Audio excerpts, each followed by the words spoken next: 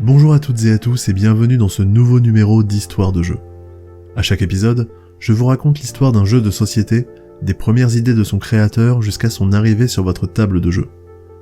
Aujourd'hui, je vais vous parler d'un jeu de pirates dont la création a dû traverser vents et marées avant d'arriver à bon port. Ce projet a été mené par le capitaine Théo Rivière, illustré par Miguel Coimbra et édité chez Yellow. Sortez vos sabres et souquez les artimuses, aujourd'hui je vous parle de Sea of Clouds. Dans Sea of Clouds, chaque joueur récupère des trésors au fil de la partie pour gagner des points selon l'état de sa collection finale. Au début de la partie, on place 3 cartes face cachée de manière à former 3 piles. À son tour, chaque joueur peut ajouter des cartes à son jeu de la manière suivante.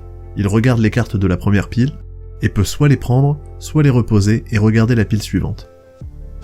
S'il arrive à la 3e pile et qu'il n'est pas intéressé, il récupère la première carte de la pioche. Une carte est également ajoutée à chaque pile qui n'a pas été prise.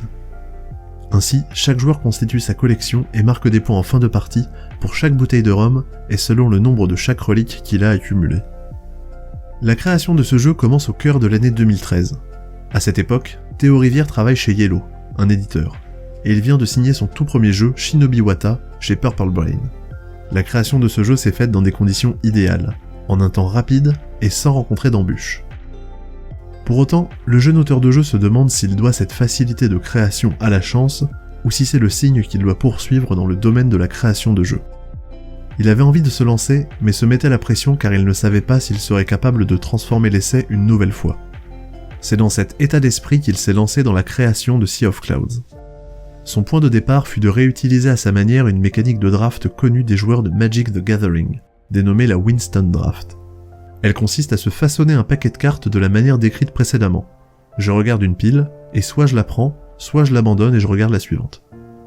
Vous le savez peut-être, mais à Magic, chaque carte possède une couleur.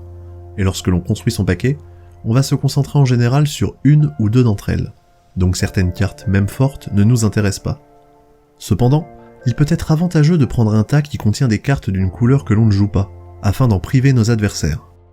Théo aimait beaucoup cette mécanique de dilemme, et il va commencer ses tests avec cette idée en tête, et fabriquer son premier prototype auquel il va associer le thème des pirates, car à l'époque, il regardait la série Black Sails.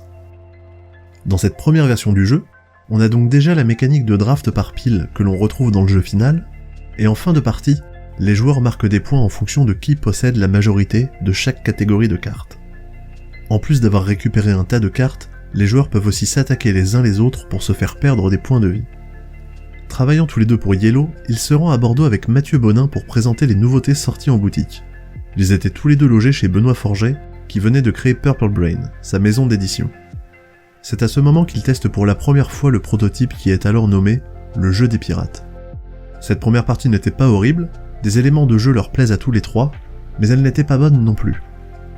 Théo se rend compte que son jeu a un potentiel, ce qui le rassure car, dans la création de jeux, il n'est pas rare que la première partie se passe mal et que le prototype soit immédiatement abandonné. Cela a motivé plus que jamais Théo à continuer et à améliorer son jeu, mais vous allez voir par la suite qu'une critique négative peut vite vous couper dans votre élan. Théo rentre à Nancy et il est bourré d'idées, et non de rhum, pour améliorer son prototype. Il travaille beaucoup avec Ludovic Papaïs de chez Yellow, un mec sympathique et malin selon ses dires, et ensemble, ils rendent le projet plus propre, en retirant les éléments inutiles comme les points de vie. Ainsi, il structure plus son jeu. Dans cette version, les joueurs pouvaient d'ailleurs dépenser leurs pièces lors de la partie afin d'acheter des cartes, pour rendre les parties plus dynamiques. Cette mécanique fut retirée car elle était superflue. Il enchaîne ainsi les versions du prototype en ajoutant et enlevant des éléments de jeu qui s'améliorent à chaque itération. Mais malheureusement, dans le processus de création d'un jeu, tout ne se passe pas toujours comme on l'avait prévu. Nous nous situons environ 6 mois après le début de la création du jeu. Avec Yellow, Théo s'est rendu à un rassemblement organisé par l'éditeur et distributeur allemand Heidelberger, dans le château de Stahleck, en Allemagne. Il joue une partie du jeu des pirates, accompagné de ses deux collègues de chez Yellow, Ludovic Papaïs et Gabriel Durnenin, ainsi que de Sébastien Dujardin de chez Pearl Games. Ce fut catastrophique. Durant cette démonstration, tout ce qui pouvait mal se passer s'est mal passé. Les éléments de mécanique qui pouvaient grincer l'ont tous fait en même temps. À la fin de la partie, Gabriel dit à Théo que sa mécanique de base n'était peut-être pas assez bonne pour aller jusqu'au bout. Comme vous pouvez vous en douter, cela lui mit un coup au moral et il met alors son prototype au placard pour 3 mois. Puisqu'il s'agissait du seul projet sur lequel il travaillait, il avait le nez dedans et n'avait pas le recul nécessaire pour voir les défauts de son bébé. C'est une chose qu'il a corrigée aujourd'hui, et il a toujours plusieurs prototypes en cours pour pouvoir changer quand il n'arrive pas à avancer sur l'un d'entre eux. Il recommence à travailler après ses 3 mois sur le jeu des pirates, et cette pause a eu un côté magique, épiphanique même. Des idées lui arrivent, elles lui plaisent, et elles fonctionnent. Dans cette nouvelle version, la mécanique de draft par pile reste la même, vu qu'elle constitue le cœur du jeu. Il ajoute tout de même une limite de cartes que chaque pile peut compter. Lorsque l'une d'entre elles est pleine, on n'ajoute plus de nouvelles cartes, mais une pièce. À ce propos, les joueurs ne peuvent plus acheter de nouvelles cartes grâce à leurs pièces, car cela cassait le rythme de la partie. Dorénavant, elles rapportent simplement des points de victoire en fin de partie. Il a également retravaillé les points que rapporte chaque collection.